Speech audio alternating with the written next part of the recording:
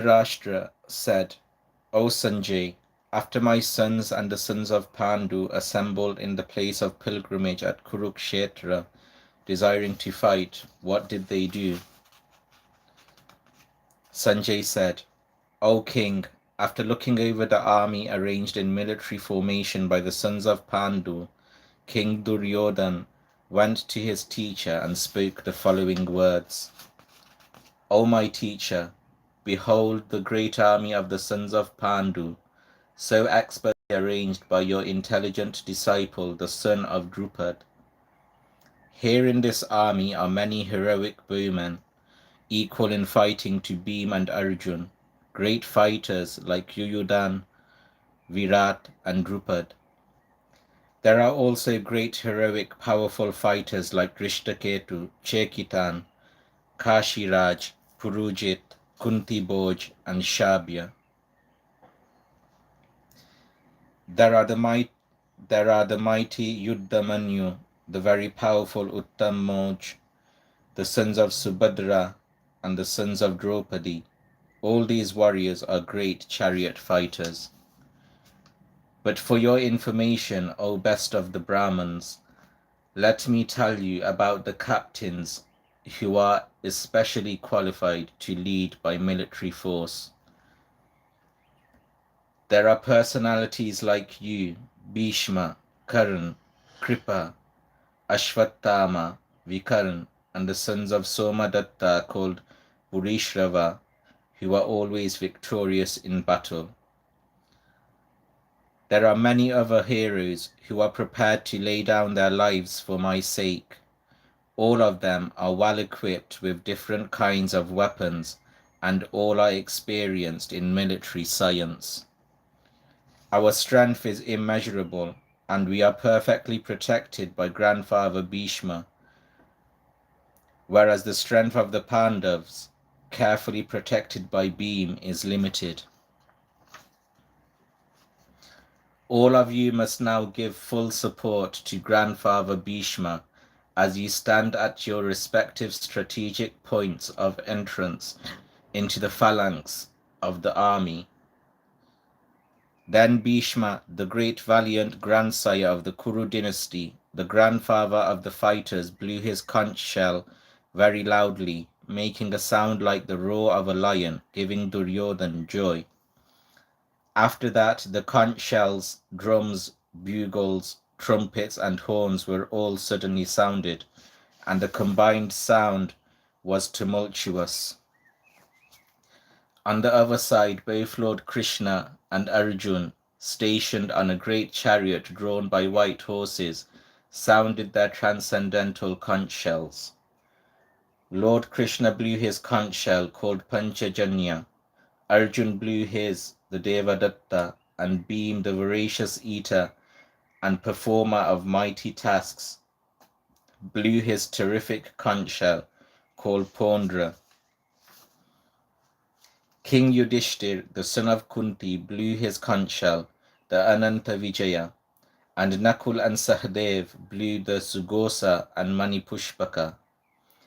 That great archer, the king of Kashi, the great fighter Shikandi, Drishtadyumn, Virat, the unconquerable Satyaki, Drupad, the sons of Draupadi, and others, O king, such as the mighty armed son of Subhadra, all blew their respective conch shells. The blowing of these different conch shells became uproarious, vibrating both in the sky and on the earth. It shattered the hearts of the sons of Dhritarashtra. At that time, Arjun, the son of Pandu, seated in the chariot, bearing the flag marked with Hanuman, took up his bow and prepared to shoot his arrows. O king, after looking at the sons of Dhritarashtra drawn in military array, Arjun then spoke to Lord Krishna the following words. Arjun said, O infallible one, please draw my chariot between the two armies, so that I may see those present here, who desire to fight, and with whom I must contend in this great trial of arms. Let me see those who have come here to fight, wishing to please the evil-minded son of Dhritarashtra.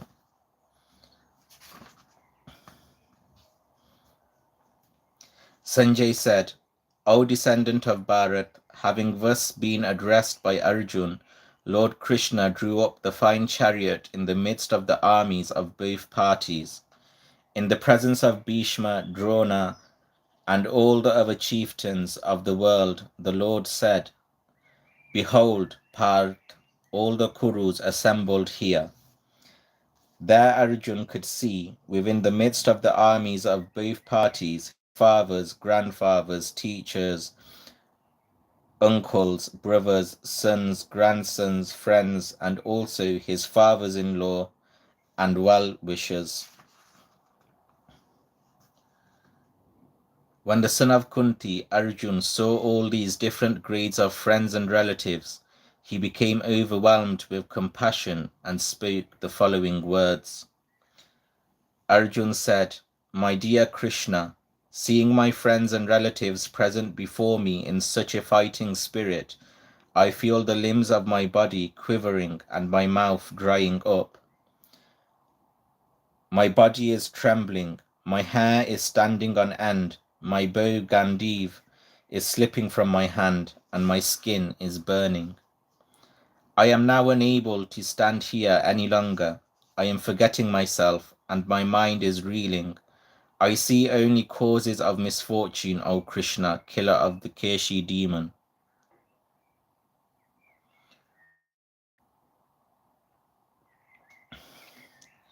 I do not see how any good can come from killing my own kinsman in this battle, nor can I, my dear Krishna, desire any subsequent victory, kingdom, or happiness.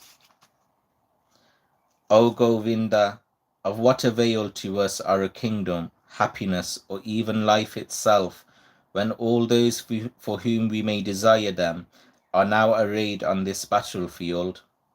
O Madhusudan, when teachers, fathers, sons, grandfathers, uncles, fathers-in-law, grandsons, brothers-in-law, and other relatives are ready to give up their lives and properties and are standing before me, why should I wish to kill them, even though they might otherwise kill me? O maintainer of all living entities, I am not prepared to fight with them, even in exchange for the three worlds, let alone this earth. What pleasure will we derive from killing the sons of Dhritarashtra?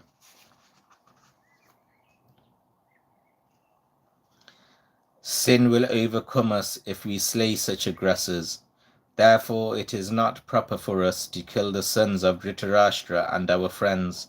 What should we gain, O Krishna, husband of the goddess of fortune, and how could we be happy by killing our own kinsman? O Janardhan, although these men, their hearts overtaken by greed, see no fault in killing one's family or quarrelling with friends, why should we, who can see the crime in destroying a family, engage in these acts of sin? With the destruction of the dynasty, the eternal family tradition is vanquished, and thus the rest of the family becomes involved in irreligion. When irreligion is prominent in the family, O Krishna, the women of the family become polluted, and from the degradation of womanhood, O descendant of Vishnu, comes unwanted progeny. An increase of unwanted population certainly causes hellish life, both for the family and for those who destroy the family tradition. The ancestors of such corrupt families fall down, because the performances for offering them food and water are entirely stopped.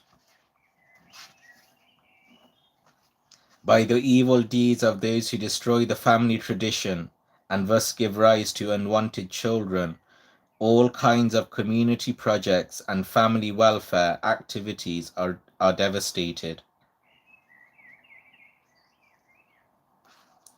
O Krishna, maintainer of the people, I have heard by disciplic succession that those whose family traditions are destroyed dwell always in hell.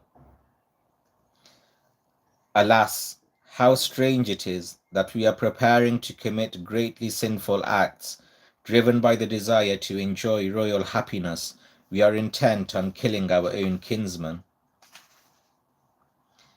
Better for me if the sons of Dhritarashtra, weapons in hand, were to kill me unarmed and unresisting on the battlefield. Sanjay said, Arjun, having spoken this way on the battlefield, cast aside his bow and arrows, and sat down on the chariot, his mind overwhelmed with grief. Chapter 2. Sanjay said, seeing Arjun full of compassion, his mind depressed, his eyes full of tears, Krishna spoke the following words. Krishna said, My dear Arjun, how have these impurities come upon you? They are not at all befitting a man who knows the value of life. They lead not to higher planets, but to infamy. O son of Parth, do not yield to this degrading impotence. It does not become you. Give up such petty weakness of heart and arise, O chastiser of the enemy. Arjun said, O killer of enemies, O killer of the demon Madhu, how can I counter-attack with arrows in battle men like Bhishma and Drona, who are worthy of my worship? It would be better to live in this world by begging than to live at the cost of the lives of great souls who are my teachers. Even though desiring worldly gain, they are superiors. If they are killed, everything we enjoy will be tainted with blood. Nor do we know which is better, conquering them or being conquered by them. If we kill the sons of Dhritarashtra, we should not care to live. Yet they are now standing before us on the battlefield.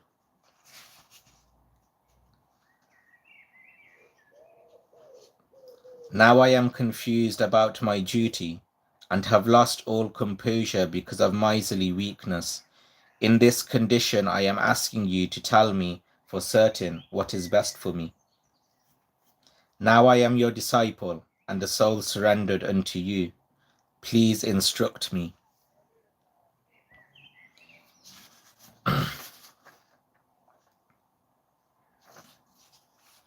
I can find no means to drive away this grief, which is drying up my senses. I will not be able to dispel it, even if I win a prosperous, unrivaled kingdom on earth with sovereignty like the demigods in heaven. Sanjay said, having spoken thus, Arjun, chastiser of enemies, told Krishna, Govinda, I shall not fight, and fell silent.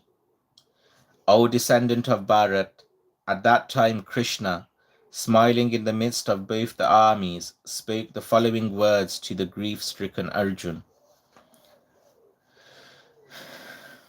Krishna said, while speaking learned words, you are mourning for what is not worthy of grief. Those who are wise lament neither for the living nor for the dead. Never was there a time when I did not exist, nor you, nor all these kings, nor in the future shall any of us cease to be.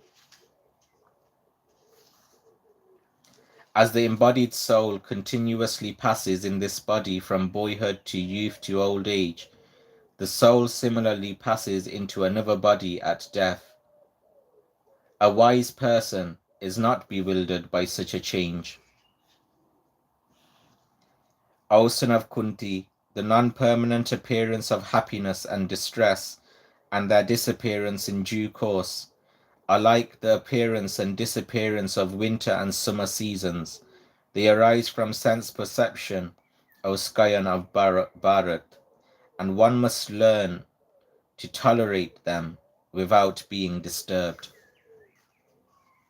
O best among men, the person who is not disturbed by happiness and distress and is steady in both is certainly eligible for liberation. Those who are seers of the truth have concluded that of the non-existent, the material body, there is no endurance, and of the eternal, the soul, there is no change. This they have concluded by studying the nature of both.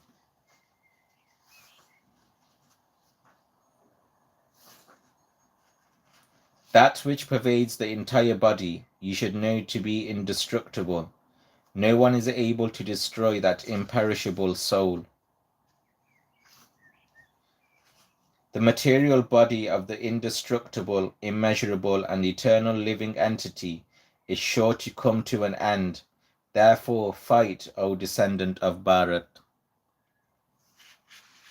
Neither he who thinks the living entity the killer, nor he who thinks it is killed, is in knowledge. For the self kills not, nor is killed.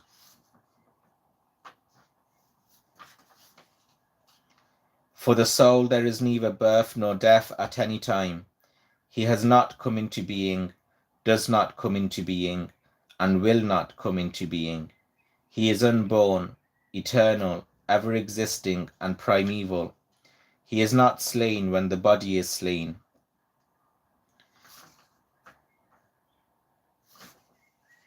O Parth, how can a person who knows the soul is indestructible, eternal, unborn, and immutable kill anyone or cause anyone to kill?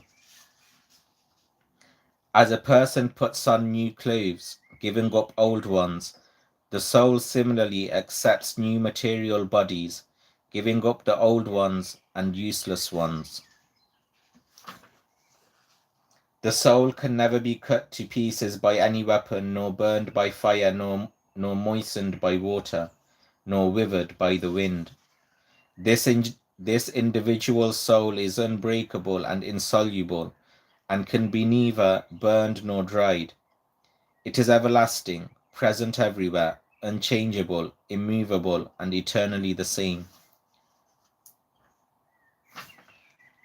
It is said that the soul is invisible, inconceivable, and immutable. Knowing this, you should not grieve for the body. If, however, you think that the soul will always be born and die forever, you still have no reason to lament, O mighty armed one. One who has taken his birth is sure to die, and after death one is sure to take birth again. Therefore, in the unavoidable discharge of your duty, you should not lament. All created beings are unmanifest in their beginning, manifest in their interim state, and unmanifest again when annihilated. So what need is there for lamentation? Some look on the soul as amazing, some describe it as amazing, and some hear of it as amazing, while others, even after hearing about it, cannot understand it at all. O descendant of Bharat, the one who dwells in the body can never be killed. Therefore, you need not grieve for any living being. Considering your specific duty as a warrior, you should know that there is no better engagement for you than fighting on religious principles, and so there is no need for hesitation.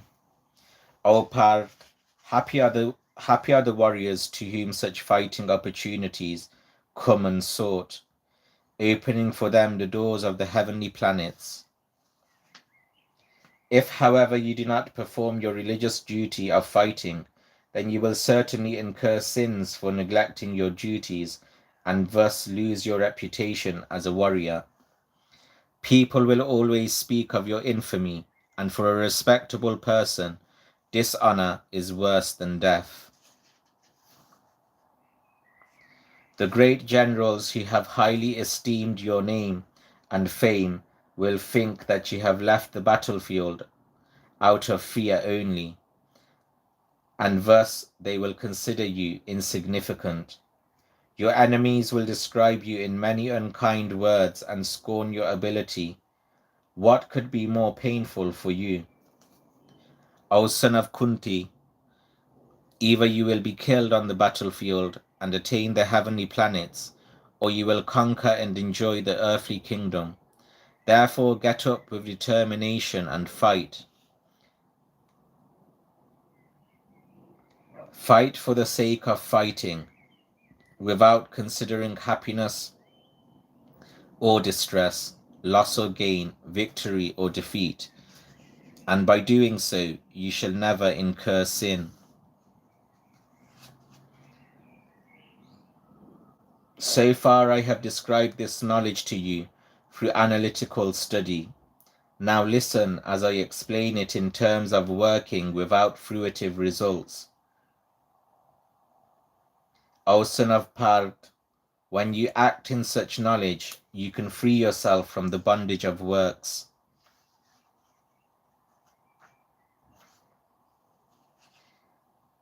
In this endeavor, there is no loss or diminution, and a little advancement on this path can protect one from the most dangerous type of fear.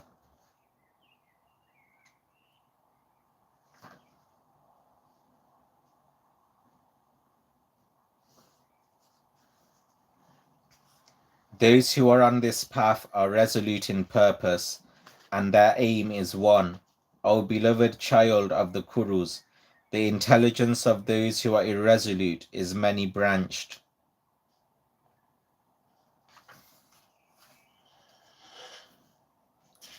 Men of small knowledge are very much attached to the flowery words of the Vedas, which recommend various fruitive activities for elevation to heavenly planets, resultant good birth, power, and so forth. Being desirous of sense gratification and opulent life, they say that there is nothing more than this. In the minds of those who are too attached to sense enjoyment and material opulence, and who are bewildered by such things, the resolute determination for devotional service to the Supreme Lord does not take place. The Vedas deal mainly with the subject of the three modes of material nature. O Arjun, become transcendental to these three modes.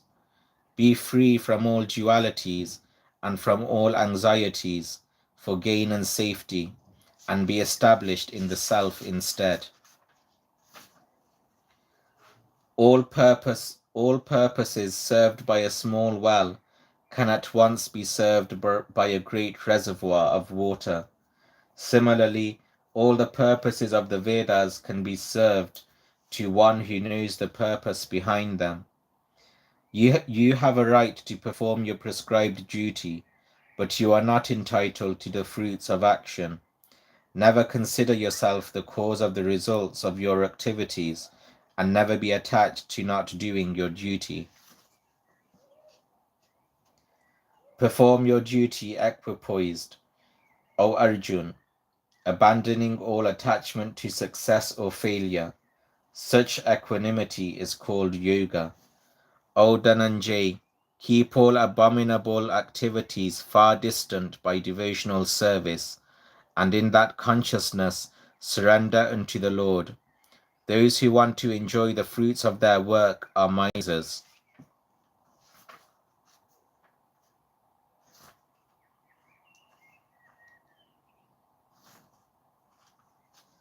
A man engaged in devotional service rids himself of both good and bad reactions even in this life. Therefore strive for yoga, which is the art of all work. By thus engaging in devotional service to the Lord, great sages or devotees free themselves from the results of work in the material world. In this way they become free from the cycle of birth and death, and attain the state beyond all miseries.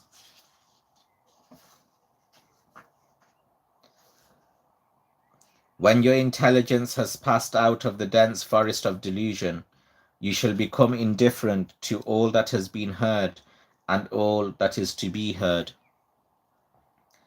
When your mind is no longer disturbed by the flowery language of the Vedas, and when it remains fixed in the trance of self-realization, then you will have attained the divine consciousness.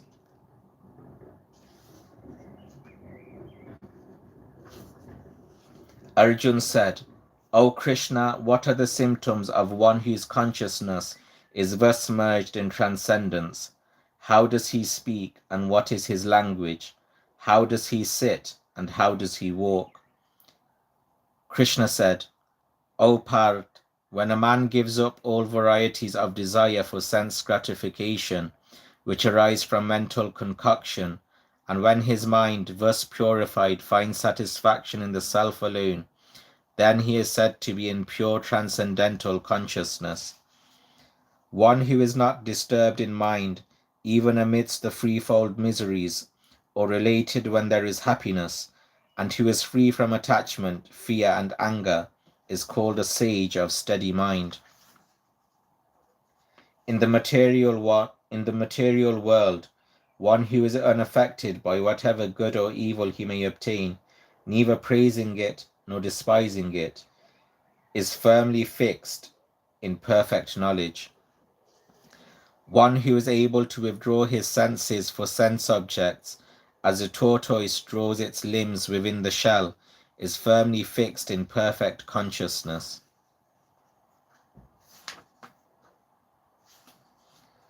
Though the embodied soul may be restricted from sense enjoyment, the taste for sense objects remains, but ceasing such engagements by experiencing a higher taste, he is fixed in consciousness.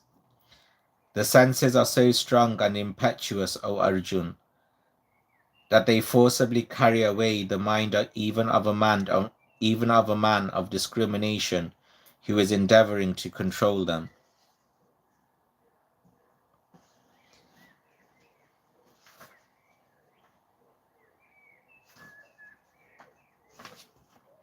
One who restrains his senses, keeping them under full control, and fixes his consciousness upon me, is known as a man of steady intelligence.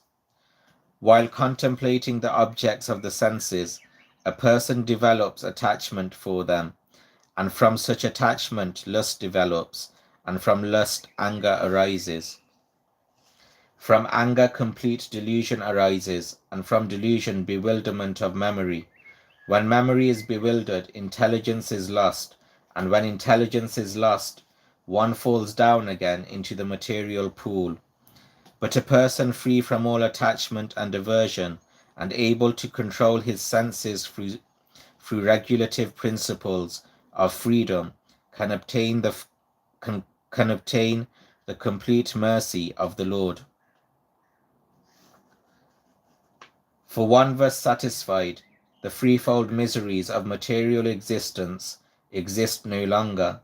In such satisfied consciousness, one's intelligence is soon well established.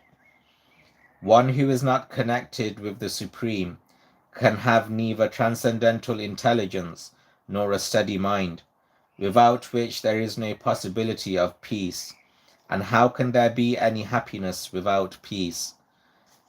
As a strong wind sweeps away a boat on the water, even one of the roaming senses on which the mind focuses can carry away a man's intelligence.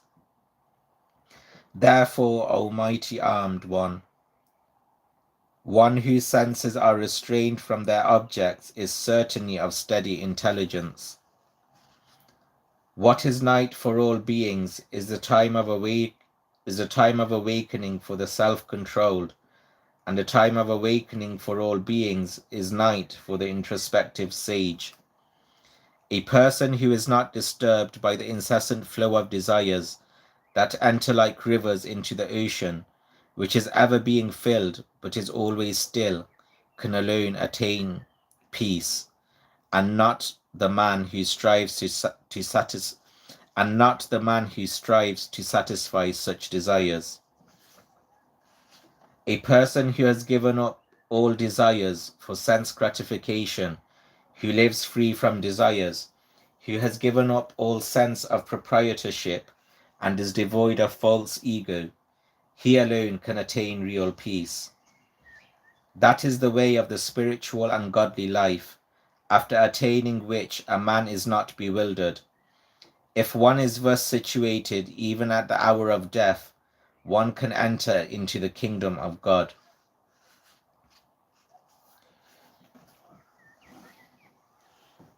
Chapter 3. Arjun said, O Janardhan, O Keshav, Why do you want to engage me in this ghastly warfare, if you think that intelligence is better than fruitive work? My intelligence is bewildered by your equivocal instructions. Therefore, please tell me decisively which will be most beneficial for me. Krishna said, O sinless Arjun, I have already explained that there are two classes of men who try to realize the self. Some are inclined to understand it by empirical philosophical speculation, and others by devotional service. Not by merely abstaining from work can one achieve freedom from reaction, nor by renunciation alone can one attain perfection. Everyone is forced to act helplessly according to the qualities he has acquired from the modes of material nature. Therefore, no one can refrain from doing something, not even for a moment. One who restrains the senses of action, but whose mind dwells on sense objects, certainly deludes himself and is called a pretender. On the other hand, if a sincere person tries to control the active senses by the mind and begins karma yoga without attachment, he is by far superior. Perform your prescribed duty, for doing so is better than not working. One cannot even maintain one's physical body without work. Work done as a sacrifice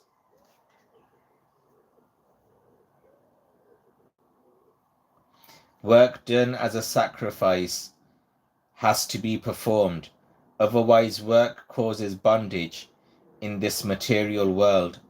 Therefore, O son of Kunti, perform your prescribed duties for God's satisfaction, and in that way you will always remain free from bondage. In the beginning of creation, the Lord of all creatures sent forth generations of men and demigods, along with sacrifices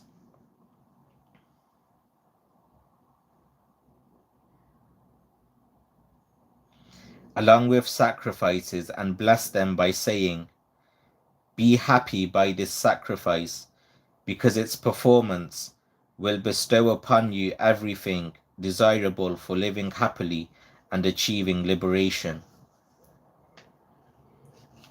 The gods, being pleased by sacrifices, will also please you, and by this cooperation between men and gods, prosperity will reign for all. In charge of the various necessities of life, the gods, being satisfied by the performance of sacrifice, will supply all necessities to you. But the one who enjoys such gifts without offering them to the gods in return is certainly a thief.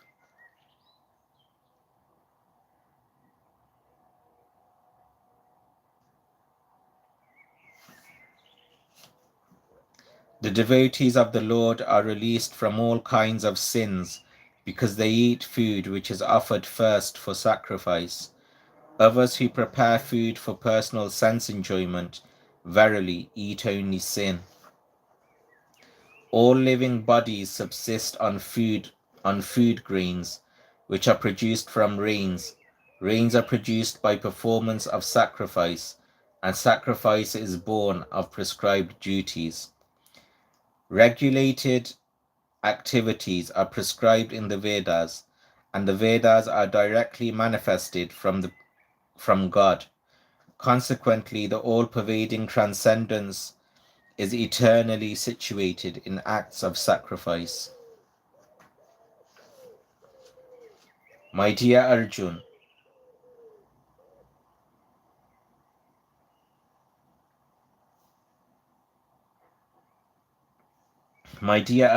one who does not follow in human life the circle of sacrifice thus established by the Vedas certainly leads a life full of sin. Living only for the satisfaction of the senses, such a person lives in vain. But for one who takes pleasure in the self, whose human life is one of self-realization, and who is satisfied in the self only, fully satiated, for him there is no duty. A self-realized person has no purpose to fulfill in the discharge of his prescribed duties, nor has he any reason not to perform such work, nor has he any need to depend on any other living being. Therefore, without being attached to the fruits of activities, one should act as a matter of duty, for by working without attachment one attains the supreme. Kings such as Janak attained perfection solely by performance of prescribed duties. Therefore, just for the sake of educating the people in general, you should perform your work.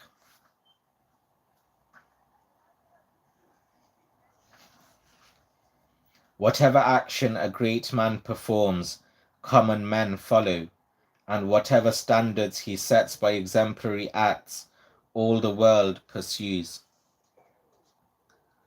O son of Part, there is no work prescribed for me within all the free planetary systems, nor am I in want of anything, nor have I a need to obtain anything, and yet I am engaged in prescribed duties. For if I ever fail to engage in carefully performing my prescribed duties, O Part, certainly all men would follow my path. If I did not perform prescribed duties, all these worlds would be put to ruination. I would be the cause of creating unwanted population, and I would thereby destroy the peace of all living beings. As the ignorant perform their duties with attachment to results, the learned one, may similarly act, but without attachment, for the sake of leading people on the right path, so as not to disrupt the minds of ignorant men attached to the fruitive results of prescribed duties. A learned person should not induce them to stop work. Rather, by working in the spirit of devotion, he should engage them in all sorts of activities. The spirit soul, bewildered by the influence of false ego, thinks himself the doer of activities that are in actuality carried out by the free modes of material nature. One who is in knowledge of the absolute truth, almighty armed, does not engage himself in the senses and sense gratification, knowing well the differences between work in devotion and work for fruitive results. Bewildered by the modes of material nature, the ignorant fully engage themselves in material activities and become attached. But the wise should not unsettle them. Although these duties are inferior due to the performer's lack of wisdom. Therefore, O Arjun, surrendering all your works unto me, with full knowledge of me, without desire for profit, with no claims to proprietorship, and free from lethargy, fight. Those persons who execute their duties according to my injunctions, and who follow this teaching faithfully, without envy, become free from the bondage of fruitive actions. But those who, out of envy, disregard these teachings and do not follow them regularly are to be considered bereft of all knowledge, befooled and ruined in their endeavors for perfection. Even a man of knowledge acts according to his own nature, for everyone follows the nature he has acquired from the free modes. What can repression accomplish?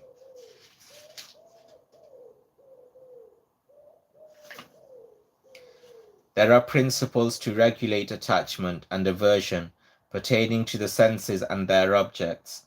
One should not come under the control of such attachment and aversion, because they are stumbling blocks on the path of self-realization.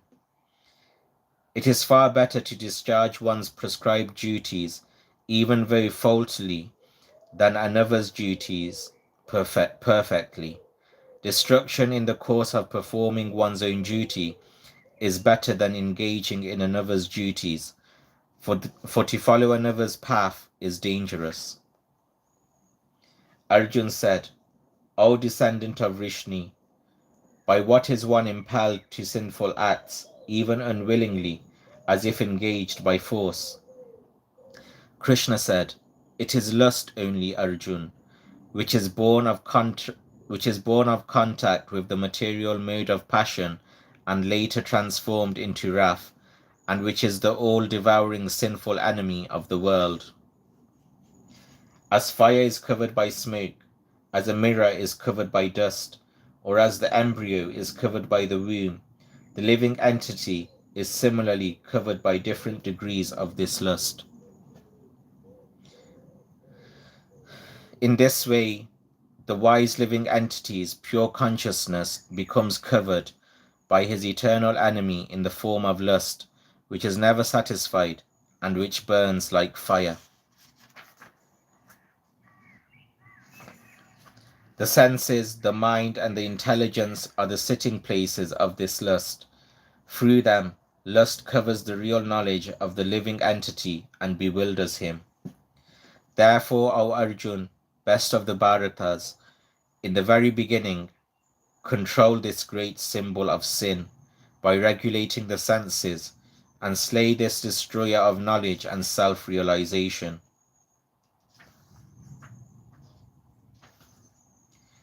The working senses are superior to dull matter. Mind is higher than the senses.